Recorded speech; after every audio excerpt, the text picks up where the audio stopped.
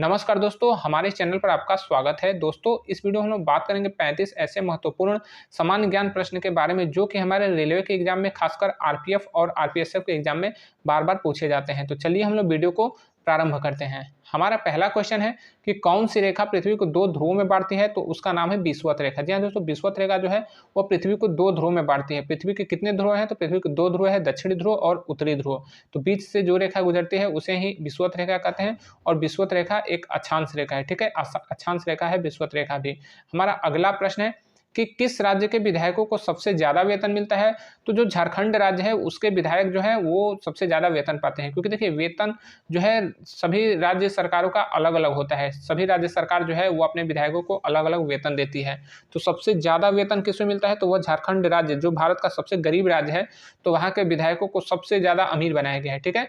तो वहाँ का वेतन मिलता है 2,90,000 एक विधायक को। तो ये नॉर्मली विधायक को, जो कि मंत्री वगैरह नहीं होता है। अगर मंत्री रहेगा तो उसको और ज़्यादा मिलेगा, मुख्यमंत्री रहेगा तो और ज़्यादा मिलेगा, ठीक है? तो सबसे ज़्यादा वेतन जो है झारखंड राज्य के विधायकों को मिलता है और सबसे कम वेतन किस राज्य के विधायकों को मिलता है? तो वह है केरल। जी हाँ दोस्तों, केरल के सबसे जो विधायक हैं उनको सबसे कम वेतन 70,000 रुपए महीना मिलता है। अगला हमारा प्रश्न है कि असम की राजधानी क्या है? तो असम की राजधानी दिसपुर है। दोस्तों, आप लोग अपने राज्य राजधानी को अच्छी तरह से याद कर लीजिएगा, साथ ही साथ किस राज्य में कितने ज़िले हैं इसको भी ठीक से याद कर लीजिएगा। और अगर क्वेश्चन आ जाए कि भारत में कुल कितने ज़िले हैं? तो भारत में कुल 771 ज़िले हैं। हमारा अगला प्रश्न है कि भारतीय रेलवे में कुल कितने डिवीज़न हैं? तो भारतीय रेलवे में कुल 74 डिवीज़न हैं और ये कितने ज़ोन के अंतर्गत है? तो ये 18 ज़ोन के अंतर्गत है, ठीक है? तो भारत में कुल कितने ज़ोन हैं? तो भारत में कुल 19 ज़ोन हैं कोलकाता मेट्रो को लेकर। लेकिन मेट्रो में कोई भी डिवीज़न नहीं है, तो इसीलिए भारत में कुल रेलवे के कितने डिवीज़न हैं? तो ये 74 डिवीज़न हैं और ये 18 ज़ोन के अंतर्गत आते हैं। दोस्तों, हमारा अगला प्रश्न है कि इंद्रधनुष में कुल कितने कलर होते हैं? यानी कि इंद्रधनुष में कुल कितने रंग होते हैं? तो इंद्रधनुष में कुल 7 रंग होते हैं, ठीक है? 7 रंग। और इसका क्रम होता है नीचे ऊपर सबसे आर होगा, ठीक है? ओ, वाई, जी, बी, उसके बाद आई, उसके बाद वी हो जाएगा, ठीक है? तो ये नीचे से अगर याद किया जाए तो विवग्योर हो जाता है, ठीक है? विवग्योर। तो सबसे नीचे कौन सा कलर होता है? तो वो होता है आपका वायलेट, यानी कि बैंगनी रंग होता है। जबकि सबसे ऊपर इंद्रधनुष में सबसे ऊपर कौन सा रंग होता है? तो ये रेड कलर होता है, यानी कि लाल रंग। तो लाल रंग सबसे ऊपर, बैंगनी रंग सबसे नीचे होता है। तो इंद्रधनुष में कुल 7 रंग होते हैं। हमारा अगला प्रश्न है कि विटामिन ई की कमी से कौन सा रोग होता है? तो विटामिन ई की कमी से रक्त का थक्का नहीं होता, यानी कि ब्लड का जो है क्लॉटिंग नहीं होता है। जैसे कि अगर कोई व्यक्ति जो है, किसी का जो है चोट लग गया है, घाव हो गया है या फिर सर फट गया है, तो अगर उसके अंदर विटामिन ई की कमी होगी तो उसकी ब्लडिंग जो है वो जल्दी रुकेगी नहीं, ठीक है? काफ़ी ज़्यादा उसका रक्त स्त्राव हो जाएगा। लेकिन अगर उसमें विटामिन ई की कमी नहीं है तो उसका ब्लड जो है थोड़ी देर बाद रुक जाएगा और ज़्यादा खून नहीं बहेगा। हमारा अगला प्रश्न है कि भारत भूषण किसे कहा जाता है? यानी कि भारत भूषण की संज्ञा किसे दी गई है? तो यह सम्राट चंद्रगुप्त मौर्य को। जी हाँ दोस्तों, सम्राट चंद्रगुप्त मौर्य को ही भारत भूषण की संज्ञा दी गई है, क्योंकि इन्हीं के समय में जो भारत था वो सोने की चिड़िया था, इसीलिए इन्हें भारत का भूषण कहा जाता है। दोस्तों, महापुरुषों के उपनाम भी आप लोग ठीक से याद कर लीजिएगा, क्योंकि 1 नंबर का क्वेश्चन जो है कई बार जो हमारे एग्जाम में पूछे जाते हैं। हमारा अगला प्रश्न है कि भारत में कुल कितने उच्च न्यायालय हैं? तो भारत में कुल हाई कोर्ट की संख्या जो है वो है 25, यानी कि 25 हाई कोर्ट है अभी इंडिया में।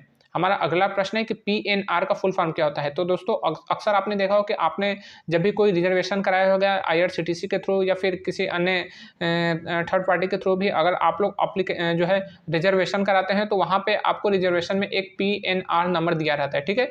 तो वह एक यूनिक कोड होता है जिसे कि पीएनआर कहा जाता है, ठीक है? तो पीएनआर का फुल फॉर्म होता है पैसेंजर नेम रिकॉर्ड, यानी कि इस पीएनआर में ही आपका नाम के साथ साथ अन्य जो है रिकॉर्ड होते हैं, जो डेटा होते हैं वो इंक्लूड रहते हैं, तो ठीक है? तो पीएनआर नंबर का होता है पैसेंजर नेम रिकॉर्ड।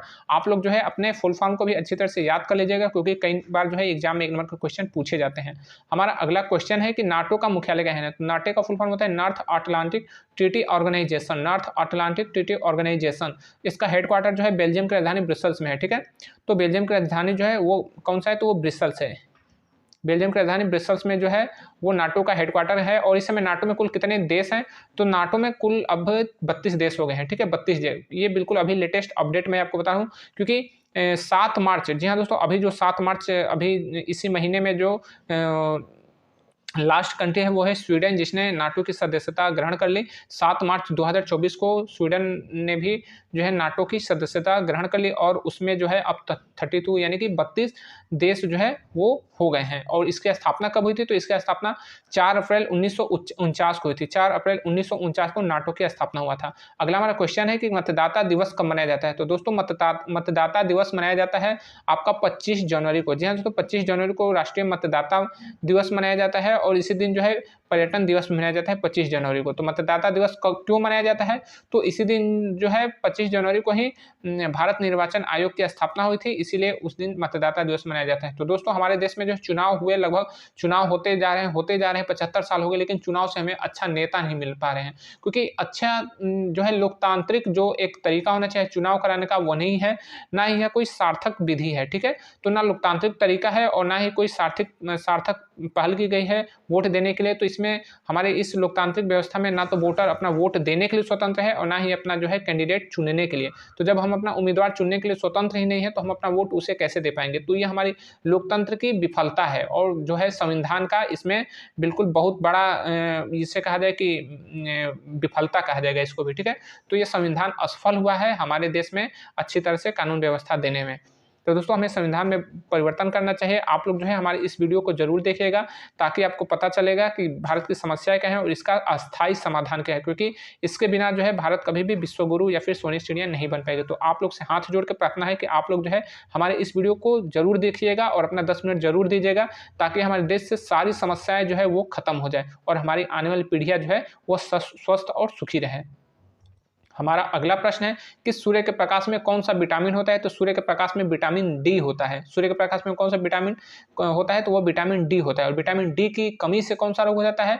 तो विटामिन डी की कमी से रिकेट्स रोग हो जाता है। इसीलिए विटामिन डी जो है शरीर पे हमारे जो फ्री में हमें बिल्कुल फ्री मिलता है सूर्य का रोशनी, तो अगर वो हमारे शरीर पे पड़ता है तो हमें रिटेक्स बीमारी कम चांस होते हैं होने के, क्योंकि रिकेट्स जो है वो स्पेशली खाने में अगर आपको पौष्टिक नहीं मिलेगा भोजन तो भी आपको रिकेट्स हो सकता है। इसीलिए हमें धूप जो है अच्छी तरह से लेना चाहिए। हमारा अगला प्रश्न है कि ग्राम पंचायत सदस्य का चुनाव कौन करता है? तो ग्राम पंचायत सदस्य का चुनाव जो है आम जनता करती है, हम लोग जो वोटर हैं वो करते हैं। और ग्राम पंचायत सदस्य को ही हमें वार्ड मेंबर भी कहते हैं। ग्राम पंचायत सदस्य जो है आपस में मिलकर जो है एक पंचायत समिति का गठन किया जाता है, जो कि गांव की जो है कार्यपालिका कहा जाता है और जो ग्राम सभा है उसको व्यवस्थापिका कहा जाता है। तो हम लोग जब उत्तर प्रदेश में चुनाव होता है तो हम लोग 4 लोगों को चुनते हैं। एक होता है ग्राम पंचायत सदस्य, दूसरा है बीडीसी, तीसरा है जिला पंचायत सदस्य और चौथा है ग्राम प्रधान। तो हम लोग 4 लोगों को डायरेक्टली वोट करते हैं। हमारा अगला क्वेश्चन है कि एसएसबी का आदर्श वाक्य क्या होता है? तो एसएसबी का फुल फॉर्म होता है सशस्त्र सीमा बल। सशस्त्र सीमा बल जो है एसएसबी का फुल फॉर्म होता है और इनका आदर्श वाक्य है सेवा, सुरक्षा और भाईचारा। सेवा, सुरक्षा और भाईचारा। दोस्तों कई बार हमारे एग्जाम में जो है आदर्श वाक्य पूछे जाते हैं, साथ ही साथ पूछता है कि इसका हेडक्वार्टर कहाँ है। तो आप लोग इसे ठीक से याद कर लीजिएगा कि आर्मी का हेडक्वार्टर कहाँ है, आर्मी का आदर्श वाक्य क्या है, नेवी का हेडक्वार्टर क्या है, नेवी का आदर्श वाक्य क्या है, ताकि हमारे एग्जाम में जो है 1 नंबर का क्वेश्चन बिल्कुल भी ना फंसे। और साथ ही साथ अगर डिफेंस के एग्जाम तैयारी करते हैं तो आपके लिए तो बिल्कुल जरूरी है, बिल्कुल ये बेसिक चीजें हैं। ठीक है, तो इसको अच्छी तरह से याद कर लीजिएगा। हमारा अगला प्रश्न है कि श्री भरत के माता जी का क्या नाम था? तो जो श्री भरत जी थे इनके माता जी का नाम था कैकेयी। जी हाँ दोस्तों, कैकेयी थी जिन्होंने राम के लिए 14 वर्ष का वनवास मांगा था। तो राजा दशरथ की 3 पत्नियां थी, कैकेयी, कौशल्या और सुमित्रा। तो भरत के माता जी का नाम था कैकेयी। अगला हमारा प्रश्न है कि किस रसायन से नींबू से खून निकलने लगता है? तो दोस्तों आपने देखा होगा कि हमारे गांव देहात में या फिर वैसे लोगों के पास ऐसे लोग बहुत जल्दी पहुंचते हैं जो लोग अंधविश्वास में डूबे हुए रहते हैं या फिर जिनको जो है किताबों से ज़्यादा मतलब नहीं रहता है। तो जितने भी अंधविश्वासी और पखंडी लोग होते हैं वो उनके पास पहुंचते हैं और उनको डराते हैं कि आपके घर में भूत का साया है, आपके घर में चुड़ैल है, आपके घर में डायन है, आपके घर में जिन्न है। इन सब बातों को उन्हें डराते हैं और उनके दरवाजे पर जो है या फिर उनके सर पे एक नींबू रख के अपने चाकू से काटते हैं और चाकू से खून निकलने लगता है। अब व्यक्ति देखता है कि चाकू से खून निकलने लगा, वह डर जाता है और ये अंधविश्वासी पखंडी लोग, पखंडी बाबा लोग और उसे डराते हैं कि देखो तुम्हारे घर में भूत है, इसीलिए नींबू से खून टपकने लगा। तो दोस्तों इसके पीछे विज्ञान है। ठीक है, मैं आपको गारंटी देता हूँ कि दुनिया में कहीं पर भी ना कोई भूत है, ना ही कोई प्रेत है, ना कोई चुड़ैल है, ना कोई आत्मा है, कहीं पर भी कुछ नहीं है। ये सब प्राकृतिक घटना है, ठीक है। अगर जो है सूर्य जब चक्कर लगाता है, जो पृथ्वी जो है सूर्य के चक्कर लगाती है, इसी कारण रात और दिन होते हैं। बाकी इसके पीछे ये नहीं कि भूत प्रेत के कारण रात दिन होते हैं। तो उसी तरह से जो नींबू है, तो नींबू में अगर नींबू के जो चाकू, जिस चाकू से काटा जाता है, अगर उस पे जो है मिथाइल ऑरेंज लगा दिया जाए, तो नींबू से जो साइट्रिक एसिड होती है, तो वो क्रिया करके रासायनिक क्रिया होती है और उसमें से खून निकलने लगता है। तो जो उसमें से जो रस निकलना चाहिए, तो रस ना निकल के उसमें मिथाइल ऑरेंज का जो मिक्सचर हो जाता है, तो वह लाल खून टपकने लगता है और लोग कहते हैं कि ये भूत प्रेत का साया है। ऐसा बिल्कुल नहीं होता है, ये केवल और केवल रसायन विज्ञान है। अगर आपने ठीक से रसायन पढ़ा होगा तो आपको पता होगा कि साइट्रिक एसिड नींबू में होता है और उसमें अगर मिथाइल ऑरेंज का जो है एक्शन कराया जाता है, तो उसके रिएक्शन में जो है नींबू से खून निकलने लगता है। हमारा अगला क्वेश्चन है कि थल सेना का मध्य कमांड कहाँ है? तो थल सेना यानी कि आर्मी का मध्य कमांड, सेंट्रल कमांड जो है वो है आपके लखनऊ में, ठीक है। आर्मी का सेंट्रल कमांड जो है लखनऊ में है। अगर क्वेश्चन आ जाए कि एयरफोर्स का सेंट्रल कमांड कहाँ है, तो ये हो जाएगा प्रयागराज में। दोस्तों कई बार जो है सैन्य कमांड पूछता है भारत में कि कितने सैन्य कमांड है, तो भारत में कुल 17 सैन्य कमांड है, ठीक है। और 7 सैन्य कमांड आर्मी के है, 7 सैन्य कमांड एयरफोर्स के और 3 नेवी के सैन्य कमांड है। तो आप लोग इसे ठीक से याद कर लीजिएगा, खासकर आप लोग अगर डिफेंस की एग्जाम तैयारी करते हैं तो। पूर्व मध्य रेलवे का मुख्यालय कहाँ है, यानी कि ईसीआर का मुख्यालय कहाँ है, तो ईसीआर का मुख्यालय जो है वो है हाजीपुर, ठीक है। ईसीआर का मुख्यालय कहाँ है, तो ये आपका हाजीपुर हो जाएगा। और इसमें कुल कितने डिवीजन हैं, तो देखिए हाजीपुर जो ईसीआर है ये एक जोन है, ठीक है। जो भारत में 18+1 जोन है, तो उसमें एक पूर्व मध्य रेलवे भी है जिसे ईसीआर कहा जाता है। तो इसका हेडक्वार्टर जो है हाजीपुर है और ईसीआर के 5 डिवीजन है, ईसीआर के 5 डिवीजन यानी कि मंडल है। तो ये कौन कौन से हैं, तो एक है आपका दानापुर डिवीजन, दूसरा समस्तीपुर, तीसरा सोनपुर और चौथा आपका डीडीयू यानी कि दीनदयाल उपाध्याय जंक्शन, जिसे पहले मुगलसराय भी कहा जाता था, और एक है धनबाद, ठीक है। तो ये झारखंड में धनबाद पड़ता है, डीडीयू उत्तर प्रदेश में पड़ता है, बाकी ये जो दानापुर, समस्तीपुर, सोनपुर है, ये तीनों बिहार में पड़ते हैं, ठीक है। तो ये 5 डिवीजन है आपके पूर्व मध्य रेलवे का। हमारा अगला क्वेश्चन है कि देश का सबसे बड़ा प्रशासनिक अधिकारी कौन होता है, तो देश का सबसे बड़ा प्रशासनिक अधिकारी होता है कैबिनेट सचिव, ठीक है। कैबिनेट सचिव को देश का सबसे बड़ा प्रशासनिक अधिकारी कहा जाता है। और अगर राज्य का सबसे बड़ा प्रशासनिक अधिकारी पूछा जाए तो वो होता है मुख्य सचिव, ठीक है। चीफ सेक्रेटरी को यानी कि मुख्य सचिव को राज्य का सबसे बड़ा प्रशासनिक अधिकारी कहा जाता है। तो जितने भी प्रशासनिक अधिकारी होते हैं ये आईएएस होते हैं, ठीक है। इंडियन एडमिनिस्ट्रेटिव सर्विस के तहत इनका सिलेक्शन हुआ होता है, ये आईएएस होते हैं। अगर क्वेश्चन आ जाए कि राज्य का सबसे बड़ा पुलिस अधिकारी कौन होता है, तो वो हो जाता है डीजीपी यानी कि राज्य का पुलिस महानिदेशक, डायरेक्टर जनरल ऑफ पुलिस। तो ये एक आईपीएस अधिकारी होगा, ठीक है। तो पुलिस का सबसे बड़ा अधिकारी आईपीएस होगा, जबकि प्रशासन का सबसे बड़ा अधिकारी आईएएस होगा। तो दोस्तों इनके बारे में अगर आप लोग ज़्यादा जानकारी चाहते हैं तो हमारे चैनल पर जाकर इस वीडियो को जरूर देखिएगा। आपको अच्छी तरह से मैंने बताया है कि कौन सा पद क्या होता है, कौन किससे बड़ा, कौन से किससे छोटा होता है। अगला आपका क्वेश्चन है कि भारत दुर्दशा के लेखक कौन है, तो भारत दुर्दशा के लेखक जो है वह भारतेंदु हरिश्चंद्र हैं। तो ये भारतेंदु हरिश्चंद्र ने भारत दुर्दशा लगभग 1965 या 1995 कुछ ऐसे हैं लिखा था उस समय, लेकिन अभी भी भारत की दुर्दशा वैसे की वैसे ही है, ठीक है। उससे जो है दशा जो है भारत की बदली नहीं है, बदली भी है तो बिगड़ी है, सुधरी नहीं है। क्योंकि भारत में जो लोकतांत्रिक चुनाव कराने की व्यवस्था है वो ठीक नहीं है। तो जब तक से चुनाव कराने की व्यवस्था भारत में ठीक नहीं होगी तो फिर ना अच्छे नेता मिलेंगे, जब अच्छे नेता नहीं मिलेंगे तो फिर अच्छा कानून और अच्छे जो है सुविधाएं कहाँ से आएंगी। तो हम तो जो है रो ही रहे हैं, हमारी आने वाली पीढ़ियां भी रोएगी और जो व्यवस्था नहीं सुधरी तो उसकी आने वाली पीढ़ियां भी रोएगी। लेकिन हम चाहते हैं कि आप लोग हमारा सहयोग करें और इस वीडियो को जरूर से जरूर देखिए और WCEP पर ध्यान दीजिए, ताकि हमारे देश जो है फिर से सोने की चिड़िया बने, विश्व गुरु बन जाए और हमारी आने वाली पीढ़ियां जो है वो ठीक से जीवन जी सके। हमारा अगला क्वेश्चन है कि कितने राज्यों में द्विसदनीय व्यवस्था है, तो भारत के 6 ऐसे स्टेट है जहां पर द्विसदनीय व्यवस्था है। तो द्विसदनीय का मतलब कि वहां पे विधानमंडल है, ठीक है। विधानमंडल के अंतर्गत विधानसभा और विधान परिषद आ जाते हैं।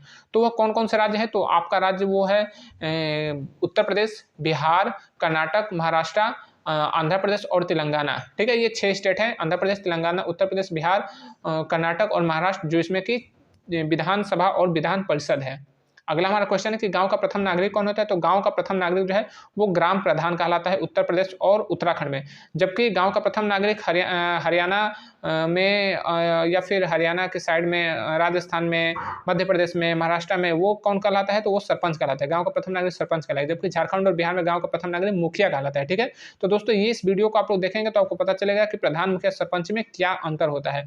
तो ये बेसिक लेवल का जो है ये नॉलेज है, आप लोग के पास ये होना चाहिए, क्योंकि कि आप जो है हर साल लगभग वोटिंग करते हैं, तो वोट देते हैं, लेकिन वोट किसे दे रहे हैं, क्यों दे रहे हैं, इसके बारे में आपको अच्छी जानकारी होती नहीं है। तो आप लोग जो है इस वीडियो को जरूर देखिएगा, आपको पता चलेगा कि प्रधान, मुखिया, सरपंच में क्या अंतर होता है। हमारा अगला क्वेश्चन है कि रेलवे का आदर्श वाक्य क्या है? तो रेलवे का आदर्श वाक्य है समय, सुरक्षा और संरक्षा। कहीं कहीं पे इसे सेवा और निष्ठा भी कहा जाता है, ठीक है। तो समय, सेवा और निष्ठा दे तो भी सही है, और विकल्प में समय, सुरक्षा और संरक्षा दे तो भी आपका सही होगा। हमारा अगला क्वेश्चन है कि शिक्षा हर बुराई को दूर करने की अचूक दवा है। यह किसका कथन है? तो शिक्षा हर बुराई को दूर करने की अचूक दवा यह ईश्वर चंद्र विद्यासागर जी का कथन है, ठीक है। ईश्वर चंद्र विद्यासागर जी का ये कथन है। दोस्तों आप लोग प्रमुख कथन और नारे को भी याद कर लीजिएगा, क्योंकि एग्जाम में कई बार ये पूछे जाते हैं, लगभग हर एग्जाम में इससे 1 नंबर के क्वेश्चन आते हैं।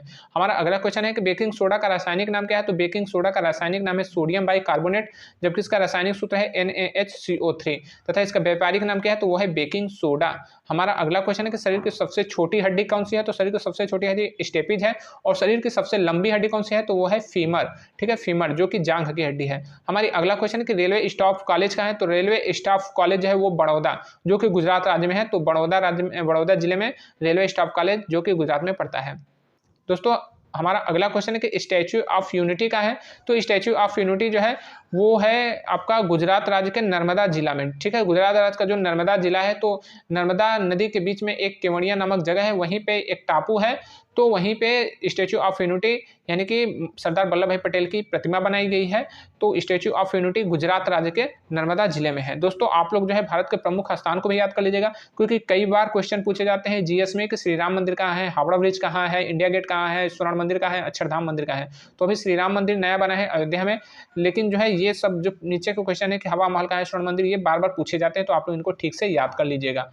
अगला आपका क्वेश्चन है कि थल सेना का मेजर जल सेना के किस अधिकारी के समकक्ष होता है? तो दोस्तों थल सेना का जो मेजर होता है वह जल सेना के किस अधिकारी के समकक्ष होता है? तो आप लोग अगर इस वीडियो को ठीक से देख लेंगे तो आपको पता हो जाएगा कि थल सेना का मेजर जो है जल सेना के किस अधिकारी के समकक्ष होता है। तो दोस्तों खासकर अगर डिफेंस के एग्जाम की आप लोग तैयारी करते हैं तो आपके लिए ये वीडियो काफी ज्यादा महत्वपूर्ण है। तो दोस्तों इसका आंसर हो जाएगा, तो देखिए थल सेना का जो सबसे बड़ा अधिकारी जनरल होगा, और सबसे नीचे का कमीशन रैंक का सबसे बड़ा अधिकारी कौन होता है? तो वो लेफ्टिनेंट होता है।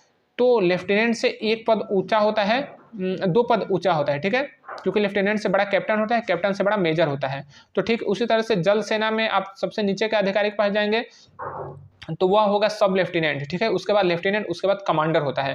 तो थल सेना का मेजर जो है वह जल सेना के कमांडर के बराबर होगा, ठीक है, तो सॉरी लेफ्टिनेंट कमांडर के बराबर होगा, ठीक है। तो ये आपका जो आंसर हो जाएगा लेफ्टिनेंट कमांडर। दोस्तों आपके लिए अगला क्वेश्चन है कि 75 जिले किस राज्य में है? हमें कमेंट बॉक्स में जरूर बताइएगा। मिलेगा अगले वीडियो में, तब तक के लिए जय हिंद।